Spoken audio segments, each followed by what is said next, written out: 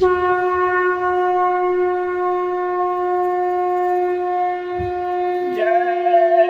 गुरुदेव। जय गुरुदेव। मन को मोड़ सत्संग में आओ, लोक परलोक दोनों फल पाओ। गाय को राष्ट्रीय पशु बनाओ, धरती पर सतयुग ले आओ।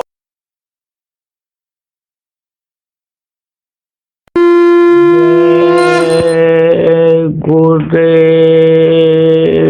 सकल कामना त्याग कर करूं तुम्हीं से प्यार, मुख मोड़ूं अब जगत से जिसमें नहीं कछु सार।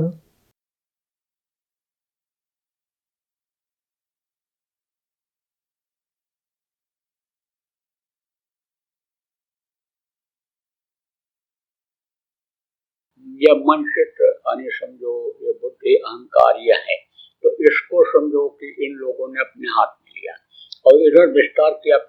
तो इन्होंने क्या विस्तार किया? 4 खान 84 लाख योनियां बने। 4 खान में कौन आते हैं? ये अंडज पिंडज उपमज और अस्थावर।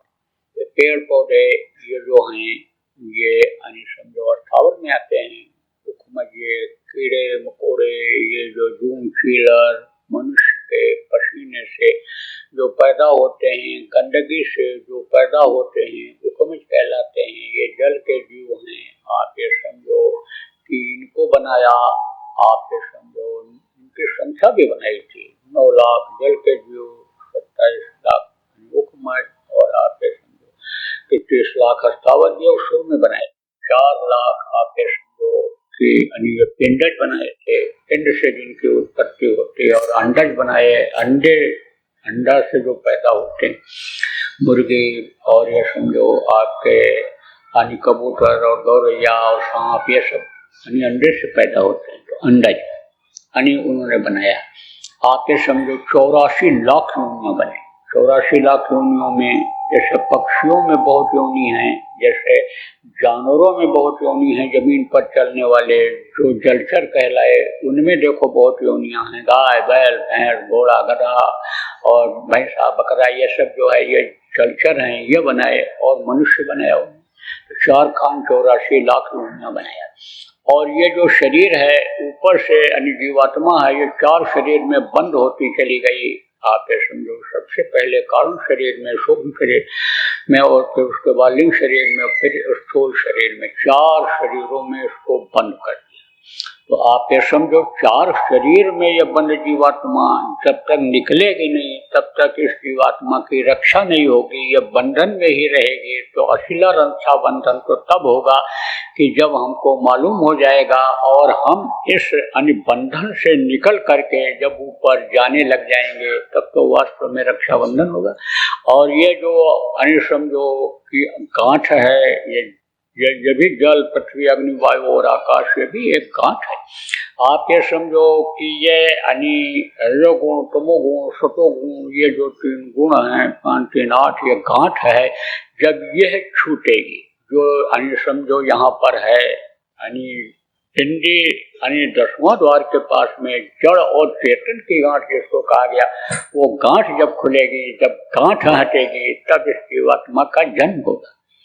तो आप कहोगे भाई कि ये होगा कैसे, और रास्ता कोई बताने वाला मिलेगा तभी तो होगा। तो आप थोड़ा सा समझ लो और समझ लो। फिर क्या हुआ कि इन्होंने सृष्टि की रचना तो कर दिया। तो उस समय पर युग था सतयुग।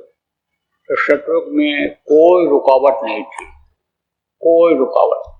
लोग ऐसे आंख बंद करते और ऊपर लोकों में चले जाते, जहां तक वो जा सकते थे। कहां तक चले जाते थे? ब्रह्म स्थान तक चले जाते थे, वहां तक उनकी पहुंच होती थी। तो ब्रह्म सत्यम जगत मिथ्या कहा गया, वही सत्य है, वही सब कुछ है, बाकी ये जगत मिथ्या है। इन बाहरी आंखों से जितनी भी चीजें दिखाई पड़ती हैं अपनी कुछ नहीं है, ये एक दिन ओझल हो जाएंगी। इसको छोड़ करके एक दिन चला जाना पड़ेगा, ऐसा लोगों ने कहा। जो वहां तक पहुंचे उन्होंने देखा, उन्होंने इस चीज को कहा। तो सतयुग में फिर जो है अन्य सब वहां तक पहुंचने लग गए। तो जब वहां पहुंचने लग गए तो वहां से जल्दी इधर आना नहीं हुआ, तो ये धरती खाली होने लग गई। तब इनको फिक्र हुई कि भाई सबके सब जब चले जाएंगे तो ये हमारा काम कैसे चलेगा, यहाँ का विस्तार कैसे चलेगा, हम राजा किस बात के रहेंगे जब प्रजा ही नहीं रहेगी। तब बोले अब कर्मों का विधान बनाना पड़ेगा। तो कर्मों के विधान बनाने में और लागू करने में इनके पास ताकत नहीं थी, जिनको काल भगवान कहा गया। तब इन्होंने अपने ऊपर के स्थान के मालिक को, जिनको ब्रह्म कहा गया, उनसे इन्होंने प्रार्थना किया, कहा आप हमारा विधान बनवा दीजिए। तब वहां से आवाज आई, तो वो आवाज सीधी सुनाई पड़ी किसको? ब्रह्मा को। ब्रह्मा के हाथ में ये सूरज की डोर है, आप ये समझो, यानी सूरज की डोर शिव के हाथ में, लेकिन ब्रह्मा उनको शिव को सुरतों का यानी समझो कि एक तरह से ताकत देते हैं, एक दूसरे से सब जुड़े हुए हैं। जैसे विष्णु को पालन का काम दिया गया, आप ये समझो ब्रह्मा को उत्पत्ति का काम दिया गया और शिव को संहार का काम दिया गया, तो सब जुड़े हुए हैं यहाँ से। तो समझो आपकी यानी उनको सुनाई पड़ा, ब्रह्मा को सुनाई पड़ा। जैसे देश को चलाने के लिए कार्यपालिका, न्यायपालिका और ये रक्षा पालिका, ये जो है जैसे तीन सेना है भारत देश की, जैसे अन्य समझ लो कि यानी कोई नियम बनाता है, कोई लागू कराता है, कोई सजा देता है, जुडिशरी है, ऐसे ही वहाँ का है अलग अलग, तीनों सब जुड़े हुए रहे। कोई भी देखो लड़ाई करनी होती है, कुछ होता है, तो वैसे तो सेना के अध्यक्ष सब एक साथ बैठकर चाय नहीं पीते हैं, मिलते नहीं, लेकिन जब कोई सोच सलाह करना होता है, कोई हमले का मुकाबला करना होता है या हमला करना होता है, तब इन आपस में ये लोग सब राय मिला के काम करते हैं। वैसे तो अलग अलग है लेकिन सब एक है। तो इनको सुनाई पड़ा, किसको सुनाई पड़ा?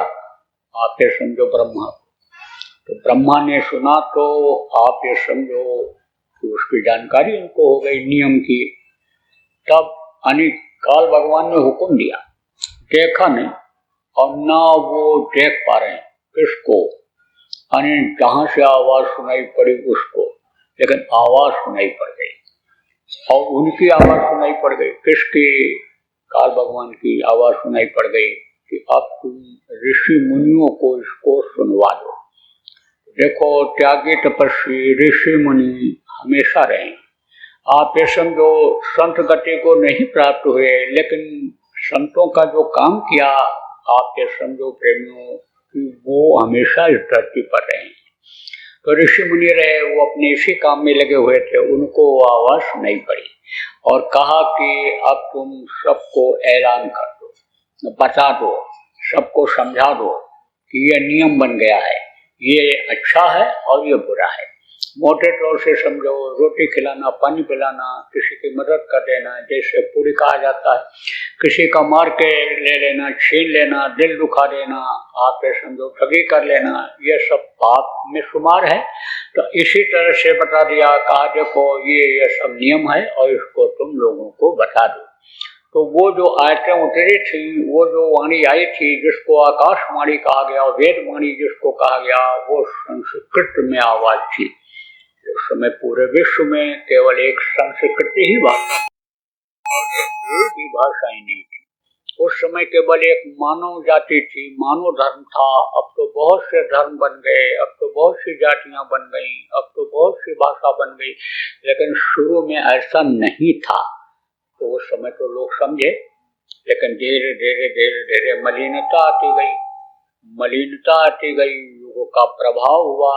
जैसे शुरू में देखो जो भी अधिकारी आता है, जो भी नेता आते हैं, जो भी मंत्री मिनिस्टर, मुख्यमंत्री, प्रधानमंत्री आते हैं, बहुत अच्छा काम करते हैं, उसके बाद में थोड़ी ढिलाई हो जाती है। इसी तरह से यानी समझो कि यानी लोगों के कर्म धीरे धीरे खराब होने लगे, नियम का उल्लंघन करने लगे। देखो तमाम नियम बने और शुरू में शक्ति रही, बाद में ढिलाई हो गई, ऐसे ही ढिलाई लोग करने लग गए तो कर्म समझो कि आने लग गया लोगों। आपको समझने की जरूरत है प्रेमियों कि फिर यानी ऋषि मुनि हिम्मत नहीं हारे, जो समझाने बताने वाले थे हिम्मत नहीं हारे। उन्होंने कहा कि अब यानी समझो जिस चीज को हर कोई समझता है वो उस भाषा में किया जाए। तो उसी को समझो कि जो ऊपर से आवाज आई उसको वेद वाणी कहते हैं, उसी से वेद लिखा गया था। तो वेद से फिर उसके बाद में आप ये समझो शास्त्र बने, 4 शास्त्र, फिर 18 पुराण बने। तो ये भागवत, ये गरुड़ पुराण और ये आपके शिव पुराण और कौन पुराण, ये बहुत से पुराण बन गए। तो आप ये समझो इनमें भी नियम ही कानून लिखा हुआ है। अब नियम को न समझा जाए, पढ़ लिया जाए और सुन करके मान लिया जाए कि अब हमारी मुक्ति और मोक्ष हो जाएगा। सच बात तो यह है कि किताबों से मुक्ति और मोक्ष नहीं हो सकता है, क्योंकि किताब तो ये जड़ है और कोई भी जड़ चीज हो, चाहे हम उनको भगवान ही मानते हो, चाहे आप ये समझो पत्थर को ही आप भगवान मानते हो, चाहे पेड़ को ही आप भगवान मानते हो, लेकिन वो आपकी कोई बात सुन नहीं सकते हैं, आपका कोई जवाब नहीं दे सकते हैं। तो जब आप कुछ कहोगे हमको मुक्ति दे दो, हमको धन दे दो, हमारे पुत्र में बढ़ोतरी कर दो, हमारी समस्याओं को दूर कर दोगे, जब वो सुनेंगे नहीं तो आपकी क्या मदद करेंगे। इसलिए उससे कोई फायदा लोगों का होता नहीं। और फिर अब देखो उसको भी जल्दी लोग पढ़ते भी नहीं हैं। कोई भागवत भी करवाता है, पुराण भी करवाता है, कथा भी करवाता है, तो नाम के लिए खर्चा करता है, खर्चा इकट्ठा करता है, चढ़ावा में आता है, चंदा में आता है। आप ये समझो इसलिए ज्यादातर लोग इन कामों को करते हैं। करते कम हैं, प्रचार ज्यादा करते हैं, लोगों को फायदा नहीं हो पाता। बढ़िया बढ़िया खाते, बढ़िया बढ़िया खिलाते हैं। उस समय का जो वातावरण होता है वो घर के भोजन से और घर के अन्य परिस्थिति से अलग ही होता है। तो कहने का मतलब ये है कि प्रेमियों कि ये नियम लागू हो गया, और जब नियम ये सब लागू हुए, कर्मों का विधान बना, तो कर्मों के विधान में जीव फंस गया। ऐसे ही इसी में फंस गया जैसे एक छोटी मछली होती है, उसके फंसाने के लिए छोटा जाल होता है, एक बीच का जाल होता है। बड़ी मछली को फंसाने के लिए एक समझो कि उससे भी बड़ी मछली जिसमें मगरमच्छ तक फंस जाते हैं, वैसा जाल होता है। ऐसा संतो निरंजन जाल पसारा, जाल पसार दिया कि एक जाल से निकलो दूसरे में फंस जाओ, दूसरे से निकलो तीसरे में फंस जाओ, जाल ऐसे मोटा महीन ऐसे लगा दो तो उसमें फंसते चले जाएंगे। ऐसे ही जो फंसते चले गए और दुख झेलते रहे, कर्म खराब होते गए, सत्संग मिला नहीं, कोई बताने वाला मिला नहीं, सतलोक का वर्णन करने वाला, समझाने वाला, सतलोक पहुंचाने वाले लोग मिले नहीं, तो क्यों नरकों में जाने लग गए। अब नरकों में तो बहुत मार पड़ती है, बड़ी कुटाई होती है, और जलाया जाना, सड़ाया जाना, और क्या क्या तकलीफ वर्णन का समय नहीं है। लेकिन सबसे ज्यादा तकलीफ नरकों में होती है। माँ के पेट में जो जलन होती है या जो बदबू होती है, उसका तो लाखों गुना ज्यादा बदबू, लाखों गुना ज्यादा लपट और जलन नरकों में होती है। तो आपको समझने की जरूरत है प्रेमियों कि जब तकलीफ हुई तब सबको पुकारा, तो पुकारने वाला कहीं सुनता है। आप ये समझो मरते समय जब लोगों को तकलीफ होती है, आप बगल में ही देखो जवान लड़का खड़ा रहता, रिश्तेदार खड़े रहते, पड़ोस के लोग खड़े रहते, अच्छे अच्छे परिचय वाले, अच्छी अच्छी हस्तियां खड़ी रहती हैं, डॉक्टर अच्छे अच्छे खड़े रहते हैं, लेकिन कोई मदद कर पाते? मदद करें भी तो क्या करें? जो अपने शरीर के लिए ही सब कुछ करते रहते हैं, शरीर को पाने का मतलब नहीं समझते हैं। खाओ पियो मौज करो, पशु पक्षियों की तरह से खाए बच्चा पैदा करके और फिर इस जीवन को खत्म कर लेते हैं। उनके ऊपर तो मार पड़ती ही पड़ती है। किसकी पड़ती है? वो सूक्ष्म शरीर में जो यमराज के दूत आते हैं, मार मार करके जीवात्मा को खाली कराते हैं। तो उन जीवात्माओं को कोई देखेगा तब तो मदद करेगा, उनसे छुड़ाएगा। तो उनको तो कोई लिंग शरीर वालों को देख नहीं पाता इन बाहरी आंखों से, तो रोते चिल्लाते तड़पते ऐसे ही प्राण त्याग देते हैं। तो समझो नरकों में जब मार पड़ी तो सबका सृजनहार कौन है? वही सत्पुरुष, जिसकी बात आज आपको बताई जा रही है, जिसकी कीर्ति महिमा बताई जा रही है, वो सबका सृजनहार है। कहा सकल जीव मम उपजाया, सब पर मोर बराबर दया, सब पर बराबर दया करता है। आप देख तो नहीं पाते हो, लेकिन दया सब पर हो रही। दया न होती तो समझो आप यहाँ आते ही नहीं। कोई न कोई माध्यम दया का वो बना देता है और अच्छी बातों को सुनने के लोग पहुंच जाते हैं, अच्छी बातों को पकड़ लेते हैं और जीवन में घटा लेते हैं, करने लग जाते हैं, तो लोगों को लाभ फायदा मिलने लग जाता है। तो उसने जब आवाज सुनी कि मेरे ही बच्चे रो रहे हैं, तड़प रहे हैं, तब कहा घबराओ नहीं, मैं भेजता हूँ। संतों को भेजा, संतों को भेजा। अवतारिक शक्तियां अलग होती हैं, ऋषि मुनि अलग होते हैं, योगी योगेश्वर अलग होते हैं और संत अलग होते हैं। संतों का दर्जा प्रेमियों सबसे ऊंचा हुआ करता है, तो संतों को भेजा। तो संत जब आने लगे तो काल ने कहा प्रभु संत को आप भेज रहे हो, लेकिन संत अपने साथ किसी भी जीव को ले नहीं जाएंगे। कि चमत्कार दिखा दिया, लोग उनके पीछे लग गए। जैसे आजकल लोग कर्तव्य दिखाते हैं, आजकल देखो दुआ बबूत कर देते हैं, गंदा ताबीज पहना देते हैं, भूत लगा हुआ है, थोड़े समय के लिए वो भूत हट जाता है, बाद में फिर चढ़ बैठता है। आप ये समझो उस समय तो विश्वास हो जाता है, उस समय तो जेब में रहता है, वो दे देता है, जो मांगता है वो दे देता है, बाद की तकलीफ जाती नहीं, क्योंकि उनको तरीका निजात दिलाने का भूतों का मालूम भी नहीं रहता। तो कर्तव्य दिखा करके यानी समझो कहा अपने साथ किसी को नहीं लाएंगे, और जो जिस योनि में रहेगा मस्त रहेगा, मस्त है।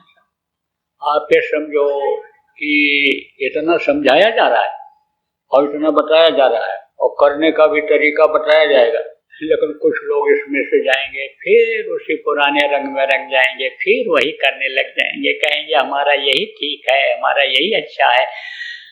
विष्णु से लक्ष्मी ने कहा कि आप पालन करता हो सबके, सबको खिलाते हो। बोले कोई शक है? सबको खिलाता हूँ, सबको खिलाता हूँ। एक दिन क्या किया उन्होंने, एक चींटी खूब पकड़ करके एक डिब्बी में बंद कर दिया, वहीं रख लिया आपने। तो कहा सबको प्रभु आपने खिला दिया? बोले अजगर करे न चाकरी, पंछी करे न काम, दास मलूका कहे गए, सबके दाता राम, सबको खिलाता हूँ, देता हूँ, मैं ही देता हूँ जिसको देता हूँ। ये जरूर है कि जिसका जैसा प्रारब्ध होता है, जिसका जैसा कर्म होता है, उसको इससे अच्छा बुरा खाने का रहने का मिलता है। तो कहा कि प्रभु वो डिब्बी में जो चींटी है वो, बोले जा देख उसको भी मिल गया होगा। तो समझो कि वो डिब्बी का ढक्कन कोई खोल दिया था वहां, और चींटी डिब्बी से बाहर आ गई थी, वहीं एक दाना पड़ा हुआ था। किसका? आप ये समझो चावल का दाना पड़ा हुआ, और वो भी चावल खा रही थी, चावल के दाने को खा रही थी। प्रेरणा होती है कि जाओ उनको दे दो, कैसे कोई न कोई माध्यम बन जाता है। जैसे अंदर में प्रेरणा होती थी पहले लोगों के, जब ईश्वरवादी थे, भगवान पर भरोसा रखते थे, उस पर भरोसा रखते थे कि जो पैदा होने के पहले माँ के स्तन में दूध भर देता है, उस पर जब भरोसा रखते थे तब वो प्रेरणा देता था। पूछ लो पड़ोसी से खाया कि नहीं खाया, तो पूछता था भाई खाना खाए कि नहीं खाए, अरे खा लेंगे, अरे बना कि नहीं बना, अरे बन जाएगा। समझता था, कहता था नहीं है इसके पास या कम है, दिक्कत, कहता हमारे यहाँ खा लो। खिला के खाने की आदत लोगों की रहती थी, कहते थे सबका प्रारब्ध मेरे पास आता है।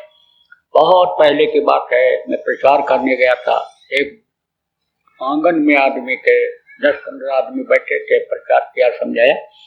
फूस का घर था, एक दीपक जल रहा था, गया चारपाई पर बैठ गया, वहीं पर एक बुढ़ा था, उतर करके धीरे से आया, कहा भैया बहुत अच्छी बात आपने बताया, ये सब हमारे यहाँ साधु महात्मा आते थे, बताते रहते थे इन बातों को, और भैया तब बहुत गल्ला पैदा होता था। तो हमने कहा अच्छा, और अब? अरे अब क्या पैदा हो, उनका सबका अंश आता था। बुद्धे ने कहा देखो उनका सबका प्रारब्ध का हमारे यहाँ आता था, और ये वे लड़के किसी बुलाते नहीं है, न कुछ ऐसी बातें होती हैं, अन्न बहुत कम हो गया। मेहनत कहा ये बच्चे बहुत करते हैं लेकिन अनाज उतना नहीं होता है। तो कहते हैं नियत से बरकत होती है।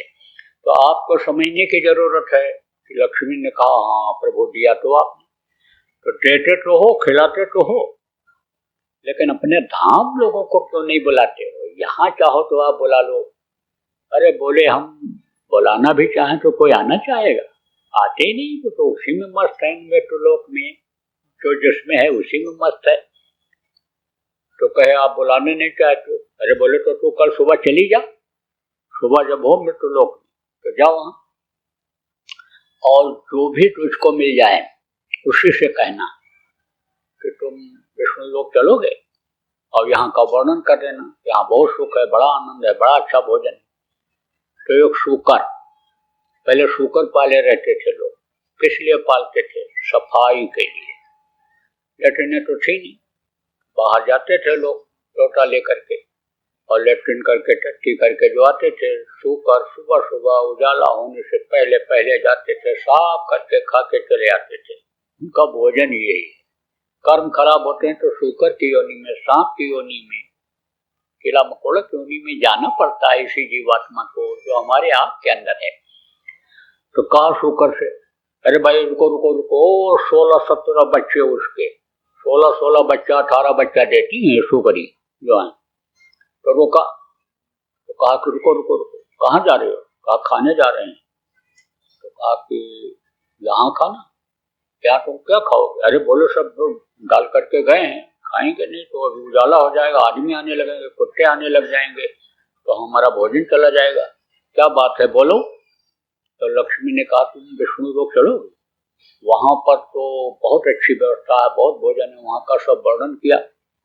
तब शूकरी ने कहा इन बच्चों को भी ले चलोगी? नहीं इनको तो नहीं, तुम चलो। तो कहा ये बच्चे वहां मिलेंगे?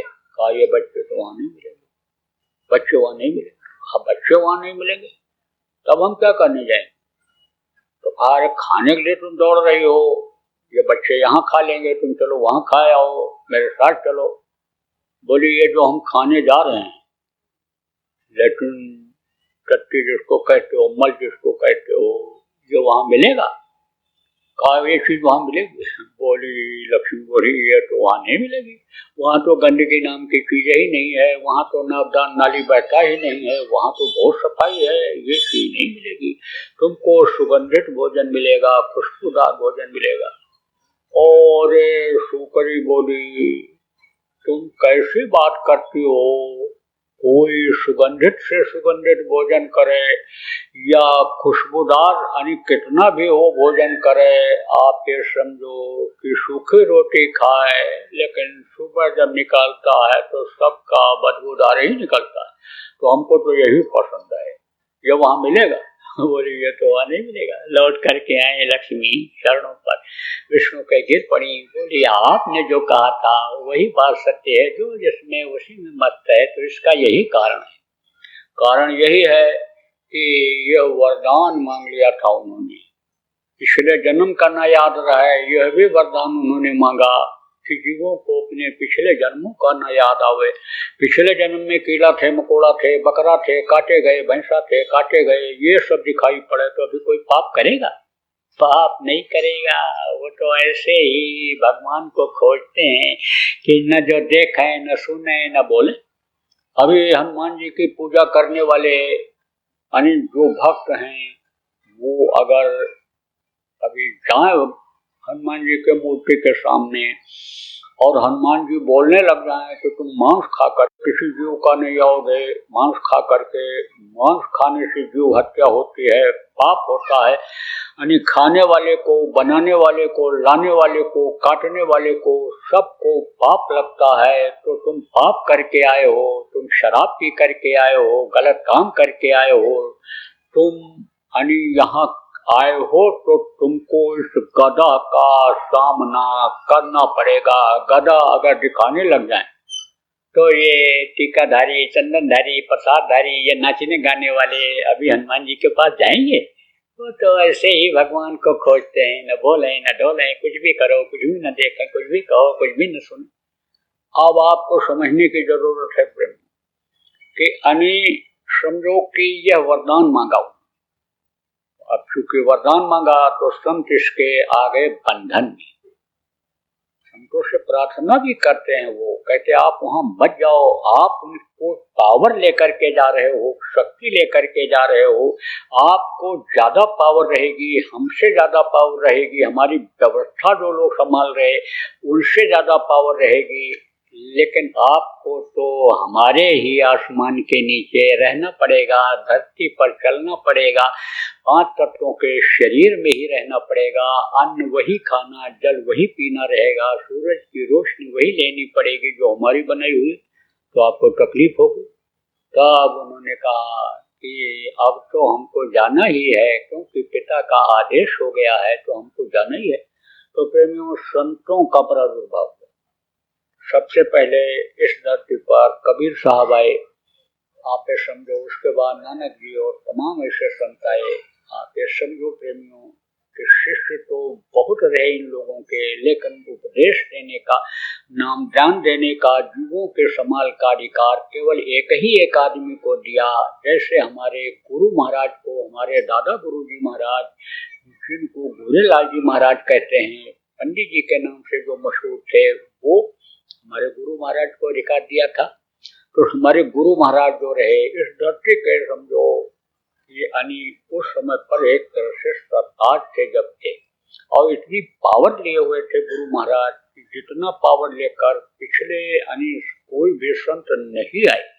इसीलिए देखो, इतने लोगों को नाम दान दिया, इतने लोगों की सफाई किया, इतने लोगों को रास्ता बताया, और कितने ही लोगों को रास्ते पर चला करके पार कर दिया।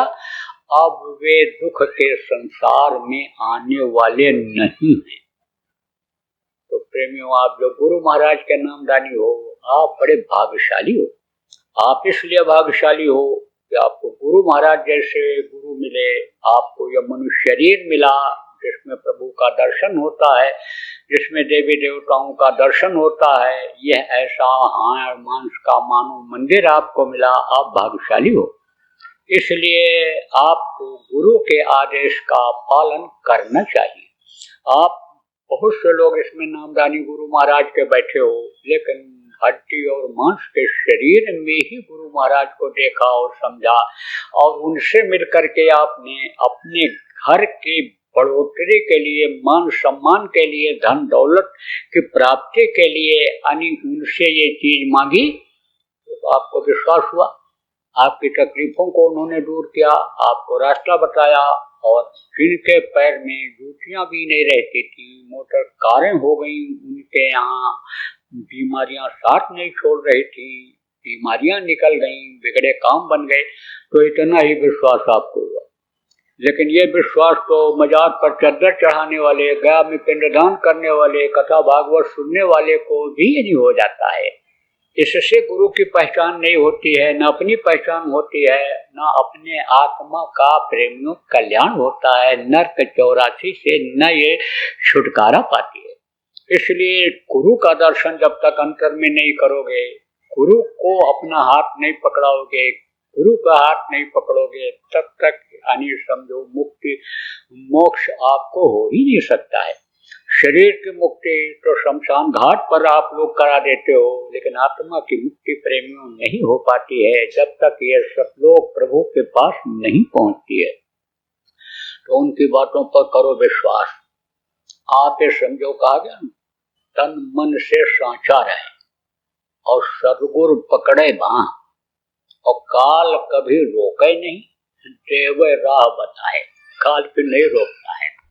जब गुरु को जो मस्तक पर सवार रखकर चलता है, कबीर साहब ने यही बात कहा, गुरु माथे पर राखिए चलिए आज्ञा मान, कह कबीर तादास का 3 लोक भय नहीं, फिर उसके लिए कोई भय नहीं।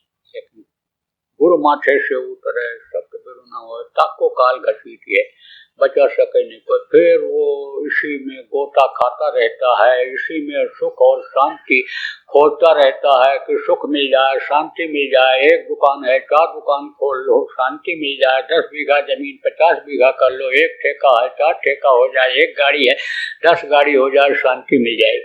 लेकिन फंसता चला जाता है।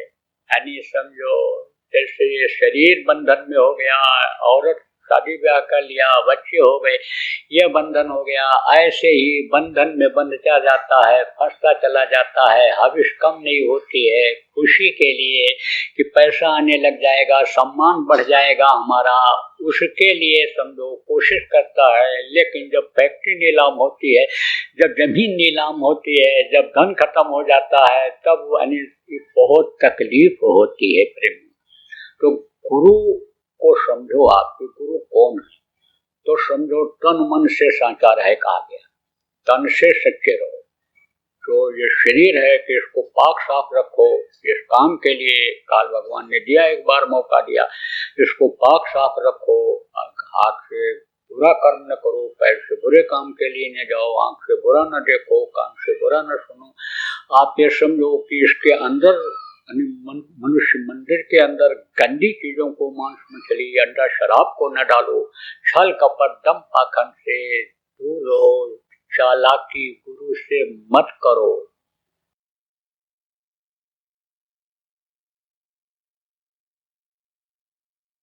वो माँ इस शरीर की रचना में मदद करती है, रज का दान देती है, वो प्रमुख मां मानी जाती है। जननी जिसको कहा गया वो है। लेकिन धरती तत्व अगर न मिले, धरती पर अगर समझो पैर जो सबसे पहले रखना पड़ता है, वो अगर न मिले तो ये शरीर नहीं बढ़ सकता है, पोषण नहीं हो सकता है। तो धरती भी माँ ही है। रज का दान देने के बाद बच्चे को माँ अपने पेट में 9 महीना रख करके पालने के बाद दूसरी माँ धरती ही है, क्योंकि धरती पर पैर रखना पड़ता है। तो आप प्रेमियों को ऐसा काम न करो कि इस धरती को खतरा पैदा हो जाए, या धरती अपनी धरती माता गंदी हो जाए। अपनी माँ को थूक लग जाता है, बदन में बुद्धि हो जाती है, गंदगी लग जाती है, ऐसे गंदगी लग जाती है तो आप साफ करते हो। ऐसे ही आप जैसे अपनी माँ को नंगा नहीं देख सकते हो, कपड़ा पहनाते हो कि हमारी माँ ठीक लगे देखने में, ऐसे इस धरती की शोभा है। क्या शोभा है? ये पेड़ और पौधे और ये पत्थर और ये नदी और नाले, ये सब इसकी शोभा है। तो इसकी शोभा को बनाए रखो, इसको खत्म मत करो। और इस धरती के ऊपर खून न बहने पावे, गंदा न होने पावे, ऐसा कोई काम आप लोग न करो कि जिससे ये धरती खून से लथपथ हो जाए, ये अपनी धरती माँ गंदा हो जाए। अब वो बहुत से तरीके ऐसे हैं कि जिसको गंदा करने से इसको बचाया जा सकता है।